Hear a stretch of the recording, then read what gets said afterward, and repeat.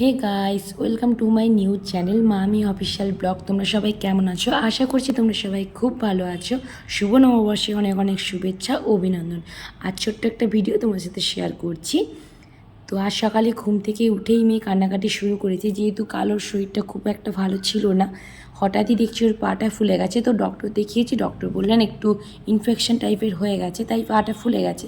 আর ও খুব কান্নাকাটি করছিল বলে তাই জন্য ওকে কাল বলেওছিলাম যে কাল একটা নতুন ড্রেস পরাবো। ও ঘুম থেকে উঠেই বায়না করা শুরু করে দিয়েছে নতুন ড্রেস পরবো।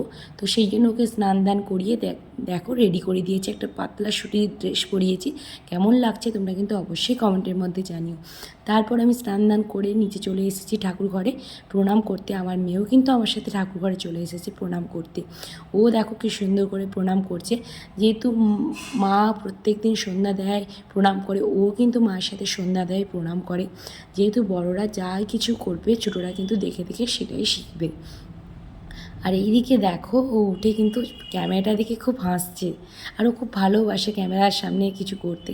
আর এইদিকে দেখো মাকে এসেই প্রণাম করে নিল, যেহেতু আমি সবাইকে করেছি ও কিন্তু করে নিল। তারপর ও মেজমার সাথে এইবারই চলে এসেছিলো, এসেই ওর জেম্মার কাছে বায়না করেছে জেম্মার কাছে খাবে। তো তাই জন্য ওর জেম্মা ওকে খাইয়ে দিচ্ছিল, ওর দিদিভাইকেও সাথে খাইয়ে দিচ্ছিল।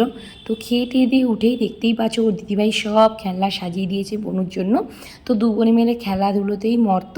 তো আজকে ভিডিওটা এখানে এন্ড করছি, দেখা হচ্ছে ছোট্ট একটা কোনো ব্লগে। তো ভালো লাগলে লাইক শেয়ার অ্যান্ড সাবস্ক্রাইব করে দিও। Tata bye bye.